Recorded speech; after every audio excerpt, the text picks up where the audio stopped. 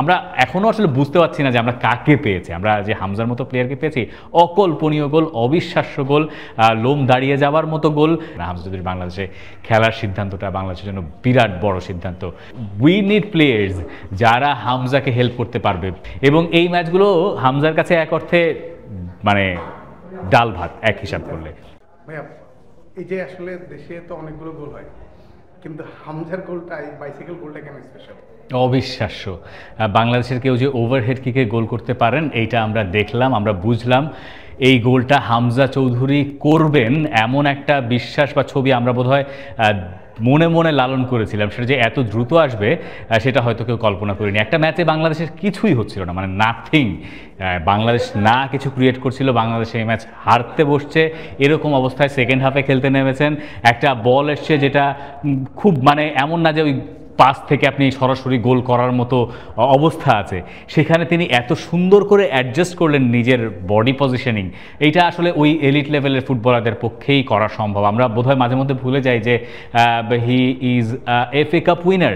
একজন FA cup winner একটা certain quality meet করতে হয়, নাইলে ওই পর্যায়ে আসলে কেউ যাইতে পারে না। একটা প্লেয়ার লেস্টার সিটির ওয়ান অফ দ্য ক্যাপ্টেন্স, একটা প্লেয়ার লেস্টার সিটির একাডেমির প্রোডাক্ট, তাদের ভেতরে আসলে যে ধরনের মেধা থাকে তার কিছু শতাংশ কাজে লাগাতে পারলে বাংলাদেশের ফুটবল অনেক দূরে এগিয়ে যায়। সেই হিসেবে হামজাকে আমরা এমন সময় পেয়েছি প্রাইম টাইমে, যেটা তো আসলে মানে আমরা এখনও আসলে বুঝতে পারছি না যে আমরা কাকে পেয়েছি। আমরা যে হামজার মতো প্লেয়ারকে পেয়েছি, অকল্পনীয় গোল, অবিশ্বাস্য গোল, লোম দাঁড়িয়ে যাওয়ার মতো গোল।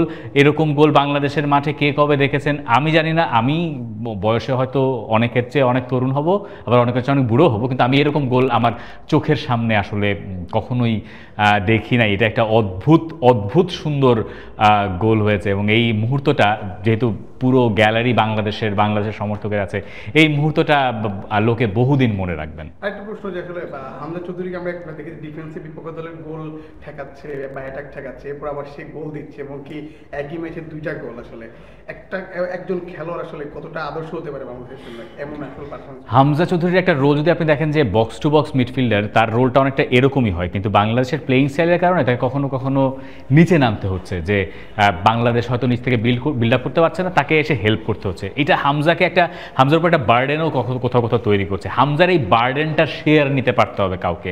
মানে একটা সময় ছিল না যে ধরেন লিওনেল মেসির উপর অনেক বার্ডেন পড়তো, একেবারে ওই কেস হয়েছে, যদিও আর্জেন্টিনা ওখানে, আমরা হয়তো অনেক নিচে, কিন্তু ওই রকমই একটা ব্যাপার দাঁড়াচ্ছে। উই নিড প্লেয়ার্স যারা হামজাকে হেল্প করতে পারবে। কিছু প্লেয়ার অলরেডি আছে বাংলাদেশ জাতীয় দলে, কিন্তু বাকিদের আসলে সেখানে পার্টিসিপেট করতে পারতে হবে, হামজার সঙ্গে তাল মেলাতে পারতে হবে। এবং সেকেন্ড গোলটার কথা যখন বললেন, সেকেন্ড গোলটা মানে পানেনকা পেনাল্টি থেকে, যে ফার্স্টে ওই ওভারহেড থেকে গোল করেছেন তার পক্ষে ওই আত্মবিশ্বাস রাখা সম্ভব।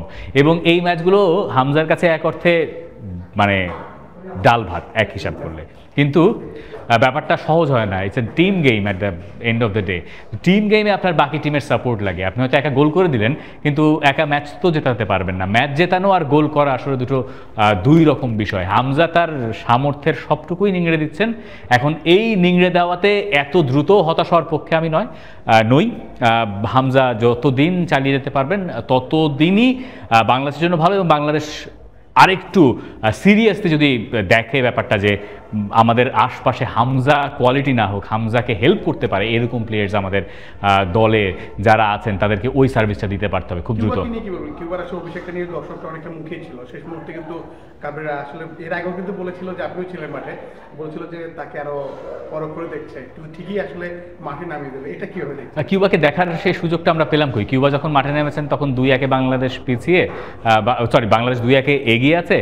বাংলাদেশ তখন জানে যে নেপাল অ্যাটাক করছে, বাংলাদেশকে এটা কন্টেইন করতে পারতে হবে। তো কিউবাকে আমরা আসলে ওই এমন একটা পরিস্থিতিতে পেয়েছি যেখানে কিউবাকে দেখার সুযোগটা আমাদের সেই অর্থে হয় নাই। তবে তার ইন্টারন্যাশনাল ডেবিউটও হয়েছে, এটা একটা ভালো খবর। এইটার ওপরে তিনি হয়তো কাজ করতে পারেন। পরের ম্যাচে যখন তিনি নামবেন তখন নিশ্চয়ই তার ডেবিউ না, তিনি অলরেডি জানেন ইন্টারন্যাশনাল ম্যাচের হালচাল কেমন। কিউবাকে দেখার এখনও আসলে সেই সুযোগটা হলো না। আর একটু অন্য পরিস্থিতিতে আমরা হয়তো তাকে পেলে এটা আর একটু পরখ করে বলতে পারতাম, কিন্তু এই ব্যাপারেও সংশয় নাই কিউবার কোয়ালিটি আসলে কত উপরে। শেষ প্রশ্ন ভাই, যে শেষ পর্যন্ত ড্র এবং ভারত ম্যাচের আগে এই ম্যাচ থেকে অনেকে ভারত ম্যাচের আগে মানে একটা অনুশীলন পুরো প্রস্তুত থাকার ম্যাচ, ভারত ম্যাচে আসলে কেমন কাটছে? ভারত ম্যাচের আগে বাংলাদেশ এই ম্যাচ থেকে কিছুই পায় নাই হামজা চৌধুরীর পারফরমেন্স ছাড়া, বরং হামজা চৌধুরীর এই পারফরমেন্স দেখে বাকিরা আরও সতর্ক হয়ে যাবে, ইন্ডিয়া ম্যানমার্ক করবে বা এরকম কিছু একটা।